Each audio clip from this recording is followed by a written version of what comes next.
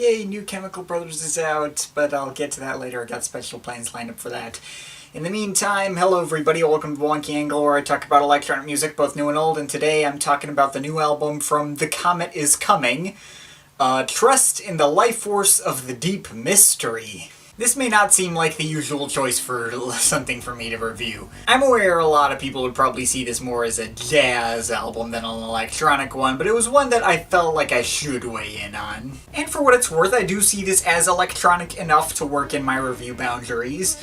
Not only are synthesizers present and a prominent element on every single track, the album's even marked as electronic on iTunes, so what the heck, I decided to talk about it. I've covered less electronic sounding projects in the past. So yes, The Comet is Coming is a project consisting of the trio of keyboardist Dan Levers, drummer Maxwell Hallett, and saxophonist Shabaka Hutchings. Sorry for butchered pronunciations as per usual. The latter of whom was also a founding member of the jazz outfit Sons of Comet, who were making waves pretty recently with their album, I think last year, Your Queen is a Reptile. Now, I didn't actually hear that album. I thought it was pretty good, but I didn't really think it was, like, incredible or as out of the box as people were making it out to be. The fact that this project focused more on electronic sounds made it a much more interesting discussion topic and one that would be more suited to my channel.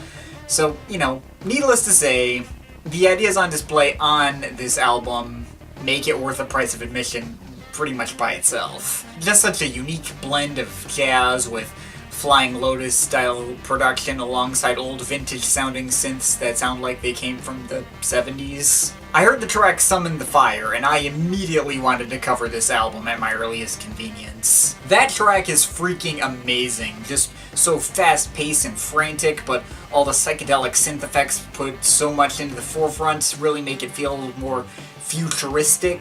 Its energy was totally infectious and pumped me up super easily, and it was also infectious in the sense that the main melody could get stuck in my head super easily and was easy to recall. I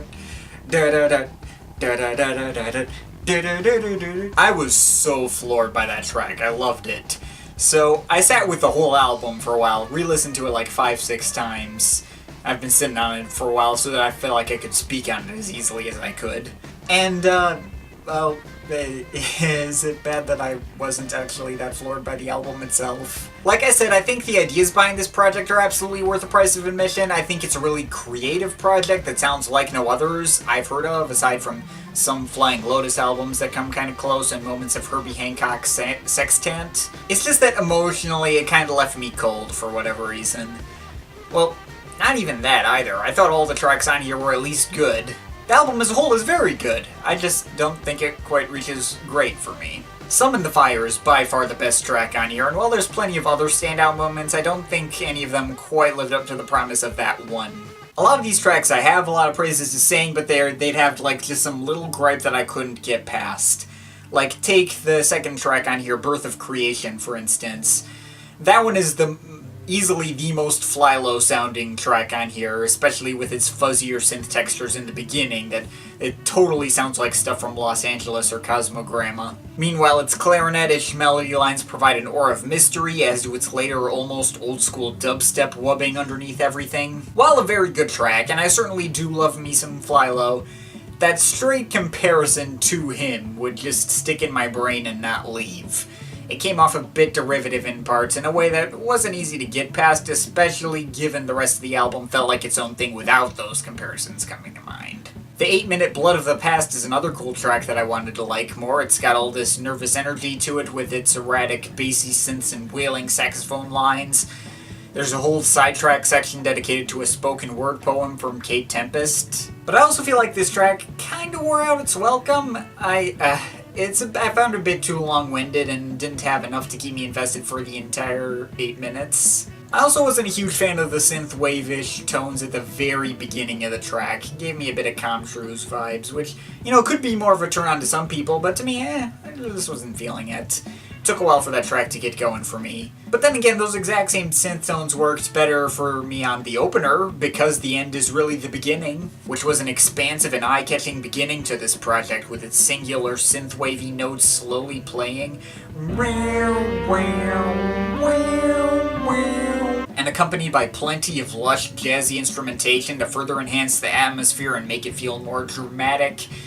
It feels like the sun is rising over the album and beginning our journey. Similarly, the track Super Zodiac had that same kind of subtle, like 80s-ish intro that was fine, but it neatly transitioned into this other really frantic and fun section that had the same energy and pump-up quality that Summon the Fire did, with a melody that admittedly didn't get stuck in my head as easily, but it was still really fun.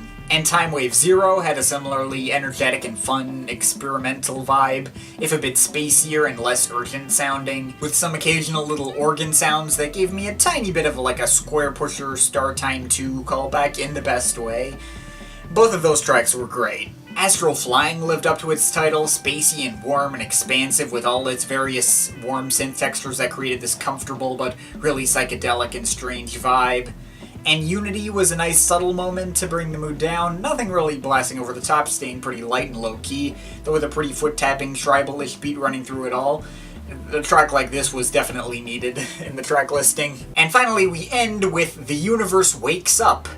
Yet another track that I want to like more than I actually do.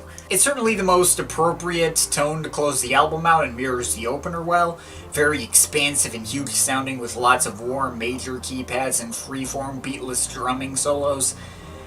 But this track, for the most part, feels like one super extended outro. It feels like I'm at a live performance that's on its final note, and everyone is just jamming in like 50 different solos before just tapering out and finishing. Even though this track was only like 5.5 minutes, I kept looking at my iPod and going, oh, it must be over now, and seeing that there was still like 2 minutes left. And I did that like a good 4 or 5 times anytime I put this track on. Like, I mean, it's amazing performances for sure, and a warm atmosphere that I found alluring, but yikes, did it feel way longer than it actually was. So yeah, that's Trust in the Lifeforce of the Deep Mystery. Now, I feel like it's worth mentioning that this is not actually the first album from The Comet Is Coming. They had a debut album in 2016 called Channel the Spirits that I waited until just now to mention because A, I heard it only after hearing this follow-up several times, and B, I think that debut was stronger as a whole. Explores the same kinds of ideas, but I thought the atmosphere was a lot more immersive, and a lot spacier and stranger, with moments that got more experimental, though not to the point of unlistenability. Granted, I think my attention did taper off a little near the end of that one, but it did have me engaged more consistently than this other one. Trust in the Lifeforce is a much warmer take on their sound, a more musical one, too. And I can say the hype for this project is certainly deserved. I think it does provide a blend of sounds that they can call their own, and the musicality on display is excellent. But I have a hard time praising it for its creativity when their debut album is sitting right there with a lot of the same musical ideas explored in a bit more of an out-of-the-box way. So yeah, this is an album that I really, really wanted to love, but I think I just really like most of it, and only actually love one track on it. It seems to be pretty well received by most people, so I definitely suggest checking it out and seeing what the hubbub is all about for yourself. As for me, I'm overall feeling a 7.7 out of 10. But of course, this is just my opinion. You can feel free to disagree with it, but I'd like to hear your thoughts, so leave the comments in the comment thing down there. Shout out to my Patreon supporters. They're awesome people. You want to add yourself to that list or make me a review of something, link to my Patreon is in the description. But yeah, that's pretty much it. That's all for today. See you next time.